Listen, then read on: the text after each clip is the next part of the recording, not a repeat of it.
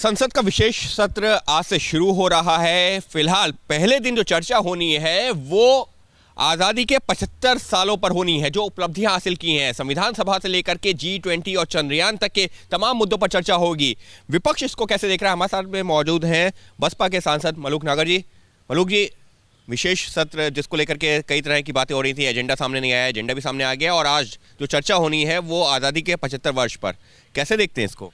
देखिए, ये जो पिछले दिनों चर्चाएं और अफवाहें पूरी गर्म थी, क्या होगा कैसे होगा, तो जो 4 बिल आए थे वो तो हैं ही हैं। और कल का जो रात को जो हम लोगों को एजेंडा आया कि आज पार्लियामेंट में क्या होना है, तो उसमें पिछले 75 साल पर चर्चा होनी है। असली बात तो अब आएगा मज़ा। और ये बेसिकली समझने की बात है, जो सत्ता पक्ष है या जो बीजेपी है, उन्होंने ट्रैप में अब कांग्रेस फांस ली है। कैसे ट्रैप में फांस ली? तो जो चर्चा हो रही है उसमें तो अधिकतर वक्त पे तो कांग्रेस और जो उनसे समर्थित सरकारें थे उनका शासन था। नहीं, बेसिकली पिछले 3 सत्र चले नहीं जी। सर पे एक दूसरे के पे फोड़ रहे थे। और कांग्रेस में बढ़िया बोलने वाला जो उनका नेता सदन है वो है नहीं। राष्ट्र की पत्नी कभी चिड़ी मार, कभी कबूतर मार, अपने आप को पता नहीं क्या क्या बोल देता हूँ। 100 बार प्रधानमंत्री बन जाओ, नरेंद्र मोदी, क्या क्या बोलते हैं वो वहाँ पर समझ नहीं आता। तो अब सदन से अगर कांग्रेस भागती है तो 75 साल में 65 साल 60 साल के करीब कांग्रेस रही है। और 9 साल अब ये, और 1 साल पहले अटल बिहारी जी करीब, तो 10-1 साल जो आज सत्ता पक्ष से ये रही है। तो अब अगर कांग्रेस भागती है तो 65 साल की उपलब्धियों को क्यों नहीं गिना पा रही? और अगर वहाँ पे चर्चा होती है तो इमरजेंसी की भी होगी और पिछली तमाम खट्टी मीठी सब यादों की भी होगी। अच्छा, हम लोगों को बहुत और भी बढ़िया लगेगा, क्योंकि कॉन्स्टिट्यूट असेंबली की जब बात होगी तो वहाँ वो तलखी निकल करके आएगी जो बाबा अंबेडकर साहब चाहते थे।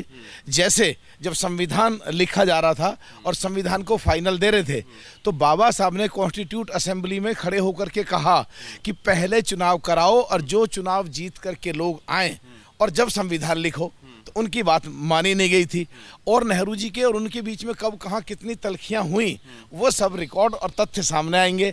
और कैसे फिर कांग्रेस के जो उनके बाबा साहब के जो प्राइवेट सेक्रेटरी थे, उनके सेक्रेटरी को ही बाबा साहब के सामने चुनाव लड़ा के चुनाव हरवाया, वो सारी चीज़ों पर चर्चा होगी। तो आपको क्यों ऐसा लग रहा है कि यहाँ पर कांग्रेस और विपक्ष घिर जाएगा? हालांकि बसपा भी आज की डेट में एनडीए का हिस्सा तो नहीं है, तो बसपा का स्टैंड क्या है? हमारा बिल्कुल स्टैंड, देश हमारा सबसे पहले, देश के लोग हमारे सबसे पहले। और इनकी तुम विपक्ष की बात करो इकट्ठे होने की, पंजाब पे आप पार्टी कहते हैं हम 1 नहीं देंगे, हरियाणा में कहेंगे 1 नहीं देंगे, दिल्ली में कहते हैं हम 7 की 7 सीट पर कांग्रेस लड़ेगी, छत्तीसगढ़ पर जाके कहते हैं आप पार्टी का अध्यक्ष ये घोटाला कर रहा है, कांग्रेस का मुख्यमंत्री। इनका कैसा हो रहा है उनकी बात छोड़ो, लेकिन चर्चा जो सत्र की बात है, और जब सत्र में चर्चा होगी तो बिल्कुल एक ऐतिहासिक क्षण होगा। आप लोगों का क्या रुख रहेगा? अगर आप बोलेंगे क्या इस पे, और क्या रुख रहेगा? हमारा रुख रहेगा कि कॉन्स्टिट्यूट असेंबली से लेकर के अब तक किस किस सरकार की कब कब कहाँ क्या क्या खामियां रहीं, और दलितों के लिए और पिछड़ों के लिए कब उपेक्षित रहे, या केवल ये टेलीविज़न और बोलने के ही रहे। असलियत में क्या किया देश की पहली सरकारों ने और इस पिछले 9 साल की सरकार ने भी, उसको बिल्कुल एक एक चीज़ को, परत को बिल्कुल साफ करके सदन में बिल्कुल बढ़िया तरीके से रखेंगे, जैसे हम रखते आए हैं। कि पिछले दिनों दलितों के लिए रिजर्वेशन कितना था, पिछड़ों के लिए रिजर्वेशन कितना था 68-70 साल में, उनमें कितनी रिक्ति, जो उनके जो पद थे वो कितने खाली रहे, कितने भरे गए, किस सरकार में कितने पद खाली रहे, कितने भरे रहे, आरक्षण पर किसने क्या किया, आगे इसने 9 साल में क्या किया, अभी आने वाले समय में क्या कर रखे, सब पे रखेंगे। हमारे लिए तो बहुत ही बढ़िया बात है और ऐतिहासिक क्षण रहेगा, खासकर 2 चीज़ को ध्यान में रखें। 17वीं लोकसभा 2019 से 24 तक, तो हम लोग इस सत्र में, जिसमें बाबा साहब ने संविधान लिखा, जिसमें अंग्रेजों के समय संसद चली, आखिरी सत्र हमारा रहेगा, फोटो लगेगी, ये ऐतिहासिक क्षण। नई पार्लियामेंट में जाएंगे, वहाँ पे फोटो लगेगा, ये एक ऐतिहासिक क्षण। पिछला पूरा और अगले में शुरुआत, तो बढ़िया लगेगा। पर मुझे एक चीज़ का लगता है कि ये चर्चा आज हो जाएगी, 4 बिल जो वो भी फटाफट 2-2 घंटे में लग के ख़त्म हो जाएंगे।